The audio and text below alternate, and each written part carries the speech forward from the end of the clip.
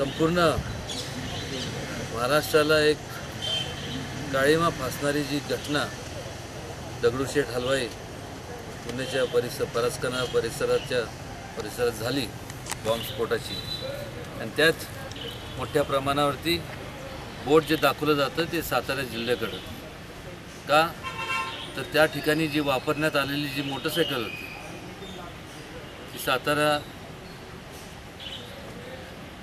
पोलिसाची होती, आणि पोलिसाची जर मोटरसायकल चोरीला जात असेल तर कुठंतरी ह्याच्यावरती गांभीर्याने पोलीस डिपार्टमेंटनी आणि या संपूर्ण राज्याच्या गृह खात्याने विचार करणं गरजेचं आहे. की मागच्या वेळेससुद्धा सांगितलं होतं की मोठ्या प्रमाणावरती क्राईम रेट ह्या साताऱ्यात वाढलेला आहे. त्यावेळेसचे जे DSP होते प्रसन्न, त्यांनी त्याच्याकडं फारसं लक्ष दिलं नाही, किंबहुना तेवढं गांभीर्याने ती बाब घेतली नाही.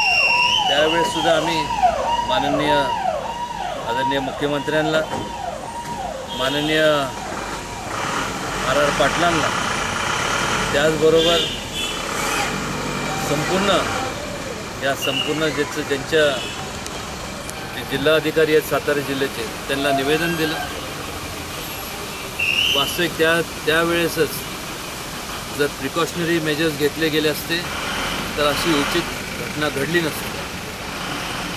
त्यावेळेस LCBचा जो चार्ज होता PI सीताराम मोरे, माझा केवळ फक्त आरोप नाही तर माझं ठाम मत आहे की ATSनी खऱ्या अर्थाने त्यांना चौकशीला ताब्यात घ्यावं, आणि त्याचबरोबर त्यांच्याकडं संपूर्ण हितंभूत सगळी माहिती आहे. वारंवार त्यांना पोलीस डिपार्टमेंटच्या निदर्शनास आणून देखील कुठल्याही प्रकारे त्याच्यावर ॲक्शन घेतली गेली नाही. खेदाची बाब आहे, त्याचा मी निषेध करतो. आणि अशा प्रकारे जर संपूर्ण चालू राहिलं तर मला वाटतं कायदा आणि सुव्यवस्था ही मुळातच ढासळली, मोठ्या प्रमाणावरती उद्रेक झालेला आपल्याला पाहायला मिळेल.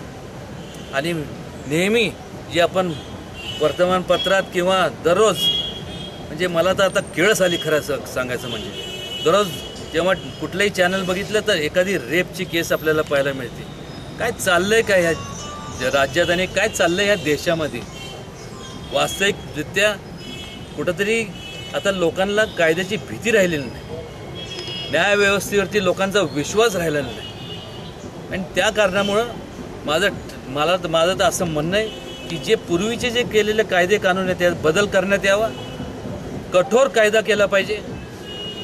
वास्तविक मला जर विचारलं तर असे जे लोक जे असे रेपसारखे असे जे प्रकार करतात त्यांना पब्लिकमध्ये आणून त्यांना गोळ्या घालून मारून टाकलं पाहिजे, तरच कुठल्या प्रकारे हे, नाहीतर हे प्रकार अनुचित प्रकारे चालू राहणार. जोपर्यंत आपण प्रत्येक व्यक्तीला असं राग येत नाही तोपर्यंत हे थांबू शकणार नाही.